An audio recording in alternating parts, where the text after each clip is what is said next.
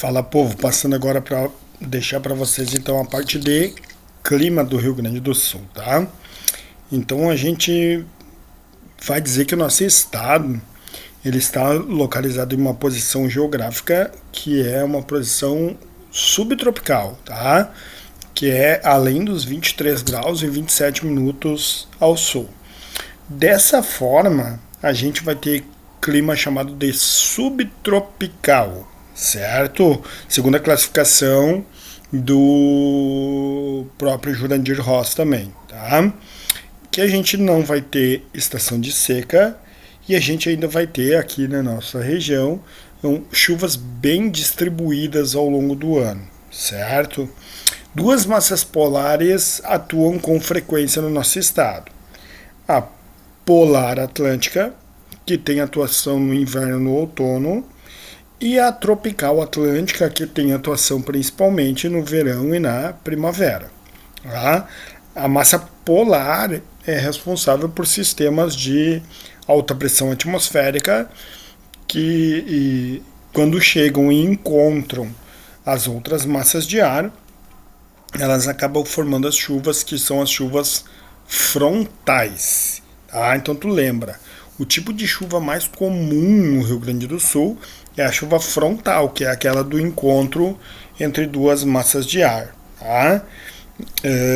Por ter essa posição geográfica, tá? Mais ao extremo sul assim, do país, a gente vai ter a atuação da massa polar atlântica com mais frequência e no inverno as formações de geadas, né, nas nossas paisagens, tá? A gente vai ter então uma característica climática de interação entre massas de ar dentro do Rio Grande do Sul.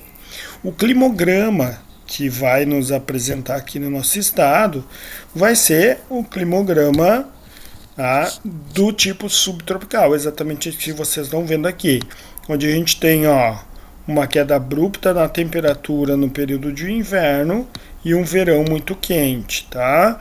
Com índices pluviométricos superando basicamente em todo o período do ano 100 milímetros, tá? Onde a gente tem muita chuva durante o ano inteiro. Esse climograma aqui é de Porto Alegre, mas pode ser de qualquer cidade do Rio Grande do Sul, com uma variação para cidades serranas, né? Por exemplo, Caxias vai ter uma temperatura média menor, tá? Mas a pluviosidade continua a mesma, certo? Ao norte do Rio Grande do Sul, a gente vai ter então as precipitações mais extremas, né? Quanto mais para o norte, mais chuva, mais ocorrência de chuva a gente vai ter. E na região de Planalto aqui, tá? A gente vai ter as menores temperaturas médias, enquanto no oeste aqui do nosso estado, lá na fronteira, a gente tem as maiores temperaturas médias. Então tu lembra, aqui o fator do clima que influencia a diferença de temperatura é justamente o relevo, né? Tá? Maior altitude, menor temperatura e menor pressão atmosférica também. Sempre lembrar, nos últimos anos, o Rio Grande do Sul tem sido um dos estados do Brasil que foi mais assolado por furacões. Tá? Furacões não, desculpa. Por ciclones extratropicais, tá? Que são formações que sempre estão aparecendo no nosso estado relacionadas a áreas de baixa pressão atmosférica. Então, episódios como os eventos extremos de maio, tá? Eles podem vir a aparecer para vocês relacionados aí às mudanças climáticas principalmente, tá? Então, tu fica muito ligado em relação a isso. Em relação à hidrografia, a gente vai ter diferentes bacias hidrográficas no Rio Grande do Sul. A gente tem a bacia hidrográfica do Guaíba, tá? Que é essa bacia hidrográfica que vocês estão vendo em cinza escuro. Foi ela que foi a bacia mais afetada durante os episódios de maio. Tá? Abrange ali a região metropolitana de Porto Alegre, pega rios importantes, como por exemplo o Rio Jacuí, o Gravataí, Rio dos Sinos, etc. Tá? É super importante ali para o abastecimento de água e agricultura em relação ao restante do Brasil, tá? A gente tem problemas ambientais aí relacionados à poluição devido ao processo de urbanização dessa região e atividades industriais, tá? Um processo intenso de assoreamento acontecendo nessa região. Então tu fica bem ligado em relação a isso. Depois da bacia, em relação à bacia do Guaíba, a gente precisa ficar muito orientado aqui para o que aconteceu lá em maio, né? Que foram chuvas extremas, com a porção norte do nosso estado sendo mais afetada que a porção sul do Rio Grande do Sul, tá? O que fez com que os rios não dessem vazão a essa água extrema. Então, na região de relevo, né? Pegar a região serrana ali, a gente teve um processo de correnteza muito forte com o assoreamento acontecendo. Na região relacionada aqui mais ao centro do estado, a gente teve a vazão de água muito grande, e essa água saindo em regiões de várzea ali, principalmente, tomando as ruas e casas e tudo mais, tá? Lembra, vegetação nativa é extremamente importante para nos proteger das enxurradas. Se eu remover ela, eu vou ter um processo intenso de assoreamento quando tiver muita água, tá? Então é um problema que pode aparecer para vocês, certo? E aí, uma outra reportagem que eu vi aqui, a extração de areia, a extração irregular de areia no Jacuí, né? A gente tem problemas aí com relação à remoção da areia do rio de forma irregular, e essa areia que é removida de forma irregular aumenta o processo de assoreamento, deixa esse processo de assoreamento mais intenso dentro do Rio Grande do Sul. Outro problema da hidrografia do Rio Grande do Sul é justamente as palometas, né? As piranhas que nos últimos anos vêm se desenvolvendo biologicamente, elas vêm crescendo dentro dos rios do Rio Grande do Sul, porque há a ausência de predadores naturais, como por exemplo, o principal predador delas, que é justamente o dourado, tá? Então já foram flagrados aqui na região dos vales e já tem em Porto Alegre também palometas, então é uma questão bem importante para a gente ficar ligado, tá? Daí a gente vai para a bacia do Uruguai, que é a bacia do extremo norte do Rio Grande do Sul. Tá? Tem como rio principal o rio Uruguai e a gente vai ter aqui o uso das águas para a questão agrícola e pecuária. Então esse é um dos grandes problemas que pode aparecer. Tá? Agrotóxico, desmatamento e erosão do solo por causa do uso dessas águas. Tu lembra que a gente tem ali o arroz irrigado, certo? E uma das questões para te ficar ligado é a construção da hidrelétrica, né?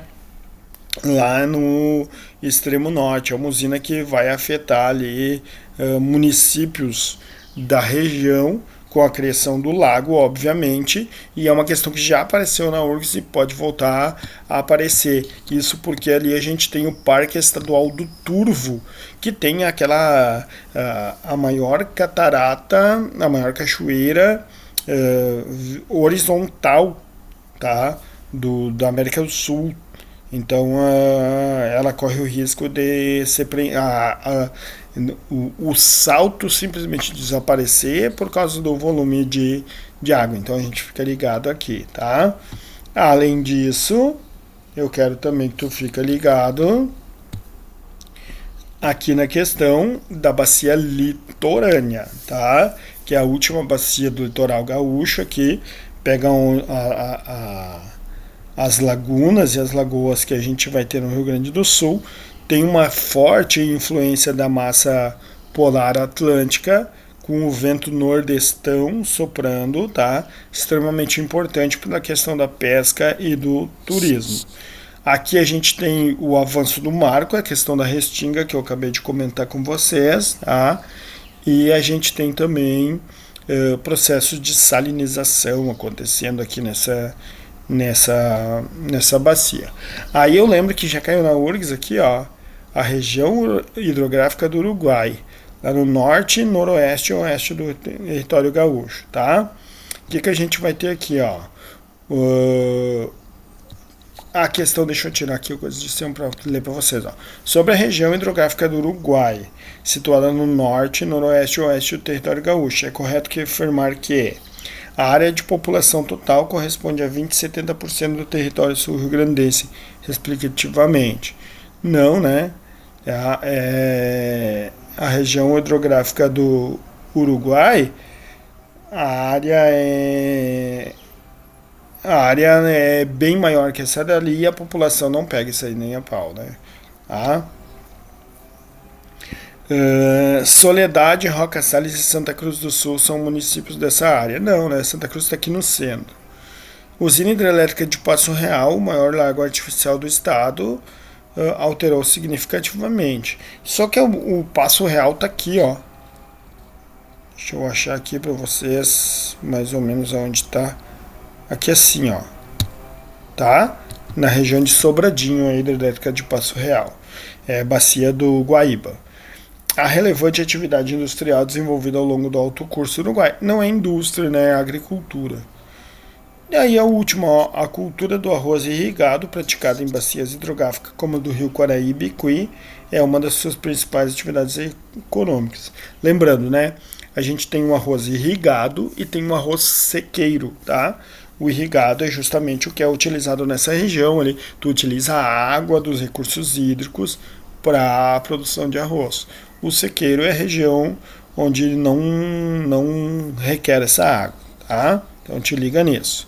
E aí a gente tem a outra aqui, ó, assinale a alternativa que preenche corretamente as lacunas do enunciado abaixo na ordem que aparece. Estão em discussão na atualidade diferentes projetos de empreendimento com potencialidade para a geração de impactos ambientais em diferentes bacias hidrográficas do Rio Grande do Sul. Entre esses projetos estão os de mineração localizada na bacia do Guaíba, né, que podem afetar o Parque Estadual do Delta do Jacuí e os de hidrelétrica na bacia do Rio Uruguai, que podem afetar o Parque Estadual do Turvo. Era isso, tá? Certo? Letra A, essa daqui para nós. Beleza? Daqui a pouquinho eu volto com os biomas, então.